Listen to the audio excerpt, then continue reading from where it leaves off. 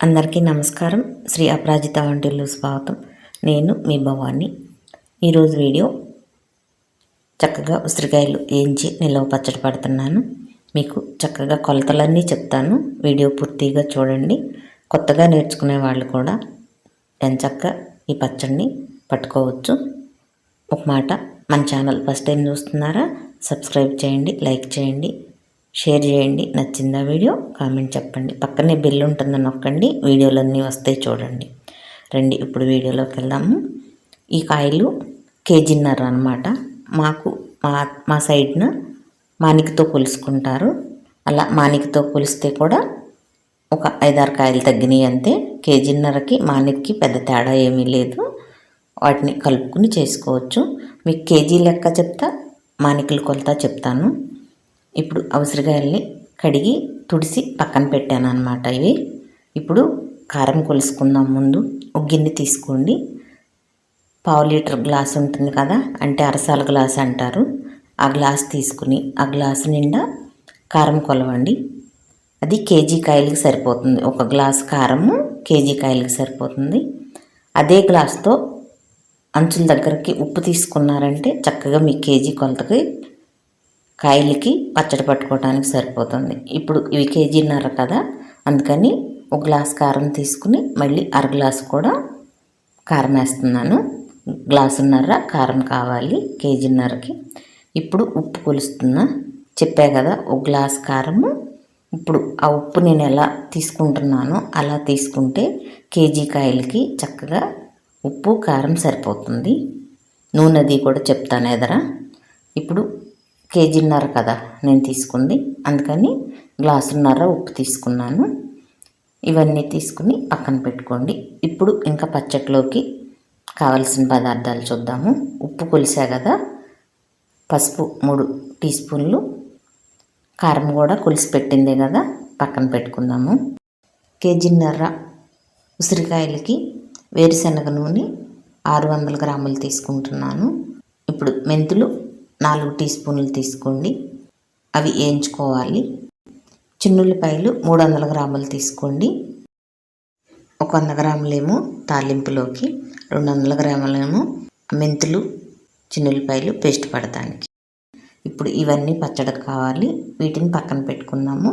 ఇప్పుడు చింతపండు 300 గ్రాములు తీసుకోండి, లేదా ఇంకొక 50 గ్రాములు ఎక్స్ట్రా తీసుకున్నా చక్కగా వర్రగా ఉంటుంది. నేనైతే 350 గ్రాములు తీసుకున్నాను. ఇప్పుడు ఉసిరికాయలు ఇవన్నీ పక్కన పెట్టుకోవాలి. ఇప్పుడు స్టవ్ వెలిగించి ఒక గిన్నె పెట్టుకుని చింతపండు నానబెట్టుకుందాము. అందుకని చింతపండు నానబెడటానికి మనం కారం కొలుసుకున్న గ్లాస్ ఉంది కదా, అదే గ్లాస్తో 2 గ్లాసుల బావు నీళ్లు పోయండి.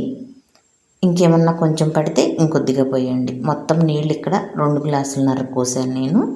ఇప్పుడు ఓ 1/2 గ్లాస్ పోసాను. ఉడకపెట్టేటప్పుడు ఇంకొంచెం చిక్కబడితే ఇంకొంచెం 1/2 గ్లాస్ పోసాను. ఇప్పుడు ఉప్పు కూడా వేసేయండి. వేసి కలపండి.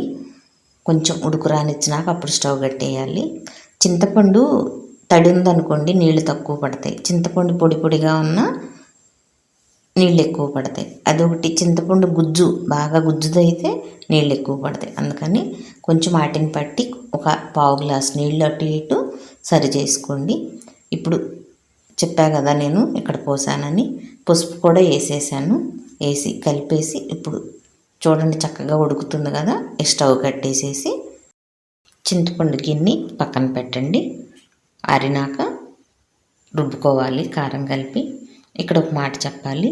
మీకు కేజీ ఉసిరికాయలకి చింతపండు 200 గ్రాములు తీసుకోండి. ఆయిల్ ఏమో గ్లాసున్నర తీసుకోండి, చక్కగా సరిపోతుంది. ఇప్పుడు స్టవ్ వెలిగించి బాండీ పెట్టి ముందు మెంతులు వేయించుకుందాము. మెంతుల్ని చక్కగా చిట్టుపటామనే వరకు వేయించండి. మెంతులు మాడిపోనివ్వద్దు. మాడితే రుచిపోతుంది, పచ్చడి రుచిపోతుంది. అందుకని చక్కగా స్టవ్ని సిమ్లో పెట్టుకుని మెంతులు వేయించుకోండి. చూడండి అలా చిటపటమనే వరకు వేయించుకుంటే చక్కగా సరిపోతుంది. మంచి వాసన వస్తుంది ఏగుతా కూడా. ఇప్పుడు మెంతులు వేగిని స్టవ్ కట్టేసేసి వేరే ప్లేట్లోకి తీసుకోండి. మళ్ళీ స్టవ్ వెలిగించుకుని బండి పెట్టి ఆయిల్ పోసుకోండి. ఇందాక కారం కొలిసిన గ్లాస్ ఉంది కదా, ఆ గ్లాస్తో 2 గ్లాసులు వేరుశనగ నూనె తీసుకున్నాను. దాన్ని పోసి చక్కగా కాగినాక ఉసిరికాయలు వేసి వేయించుకుందాము. ఇంకో అరగ్లాస్కి పక్కన పెట్టాను అనమాట. 600 గ్రాములు అని చెప్పా కదా, అది తాలింపులో పోద్దాము. ఇక్కడ ఎక్కువ అవుతుందని పోయలేదు. చూడండి, ఉసిరికాయలు పక్కన పెడుతున్నా. నూనెని ఎక్కువ కాగనివ్వకండి. కాగితే ఏమవుతుందంటే ఉసిరికాయల పైన రంగు మారిపోతాయి కానీ లోపల ఉడకవు అన్నమాట. అందుకని చక్కగా ఆయిల్ కొద్దిగా కాగినాక అప్పుడు కాయలు వేసి అటు ఇటు తిప్పుతూ చక్కగా మంచిగా కాల్చుకోండి. చూడండి, మీ కాయలు ఎగుతా తెలుస్తున్నాయి కదా, ఎర్రగా కాలుతున్నాయి. అలా కాల్చుకోవాలి. స్టవ్నేమో మీడియంకి పెట్టుకుని ఉసిరికాయలు మంచిగా వేగనివ్వండి. చూడండి, చక్కగా రంగు మారుతున్నాయి కదా. ఇలా ఉసిరికాయల్ని బాగా ఏగనివ్వాలి. కాయలు ఏగకపోతే పచ్చడి బూజు వచ్చేస్తుంది, కాయలకు బూజు వచ్చేస్తుంది అనమాట. అందుకని చక్కగా ఏగనివ్వండి. ఇప్పుడు ఒక కాయ తీసుకుని కుస్తీ ఆరనివ్వండి. ఆరినాక చూడండి, అలా నొక్కితే కొంచెం మెత్తగా అయింది కదా, అలా ఏగాలి కాయ. ఇంకంతకంటే మెత్తగా ఏగితే తొనలుగా ఊడిపోతుంది. ఇప్పుడు ఈ కాయలు ఏగినవి తీసేస్తున్నాను. కాయలన్నీ కూడా ఇలానే వేసి వేయించుకోండి. మీకు ఒక మాట చెప్పాలి. పచ్చడి గురించి ఉప్పు, కారం, ఆయిల్ అన్నీ చెప్పాను. ఇంకొంచెం వివరంగా వీడియో కింద పెడతాను, రాసి చూడండి. ఇది ముందు వేయించిన కాయల్లోది. చూసారా ఎంత బాగా వేగిందో? అలా వేగాలన్నమాట. మనం అలా పట్టుకుని నొక్కేయంగానే చితికిపోయేటంతా వేయించకూడదు కాయని. ఇలా వేయించుకోవాలి. వేయించి పక్కన పెట్టుకోవాలి. ఇప్పుడు కాయలన్నీ వేయించేసాను, పక్కన పెట్టాను. ఇప్పుడు తాలింపు వేసుకున్నాము. స్టవ్ వెలిగించి ఏరే బాండీ పెట్టాను. ఉసిరికాయలు వేయించిన నూనె ఉంది కదా, ఆ నూనె వడపోసి ఇప్పుడు ఇందాక ఒక అరగ్లాస్ కుందన్నా కదా, ఆ నూనె కూడా పోసాను. పోసి ముందు ఆవాలు వేసాను. 6 స్పూన్లు పచ్చిశనగపప్పు, 4 స్పూన్లు మినపగుళ్ళు వేసి చక్కగా వేయించుకోండి. మీకు కావాలంటే మినపప్పు అయినా వేసుకోవచ్చు. అవి వేగినాక 4 టీ స్పూన్లు జీలకర్ర వేయండి. చూడండి, పప్పు ఎర్రగా వేగినాయి కదా. ఇప్పుడు ఇక కరివేపాకు వేద్దాము. కరివేపాకు వేసి కొంచెం వేగినాక చెప్పా కదా, 100 గ్రాములకి చిన్నులపాయ పేస్ట్ అలా వేసి, పెద్ద చిన్నులపాయలు అయితే ఒక 5 పాయలు తీసుకోండి, చక్కగా సరిపోతుంది తాలింపులోకి. చిన్నదైతే ఇంకొకటి 2 ఎక్స్ట్రా తీసుకోండి. ఇప్పుడు ఆ చిన్నులపాయ పేస్ట్ వేసి చక్కగా తాలింపుని ఇలా కాల్చుకుని పక్కన పెట్టుకోండి. అస్సలు తాలింపుని మాడనివ్వద్దు. ఇక్కడ చిన్నులపాయ మాడితే అసలు పచ్చడి రుచే మారిపోతుంది. అందుకని చక్కగా చిన్నులపాయని మంచిగా వేయించుకుని తాలింపుని పక్కన పెట్టుకోండి.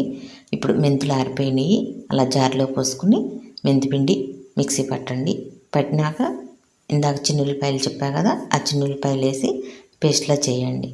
చేసి ఇప్పుడు దాన్ని ఇందాక చింతపండు ఉడకపెట్టి పక్కన పెట్టాం కదా, ఆరిపోయింది చింతపండు. ఉడుగ్గా ఉన్నప్పుడు పచ్చడి వేయకూడదు, చింతపండుని ఆరిపోవాలి చింతపండు.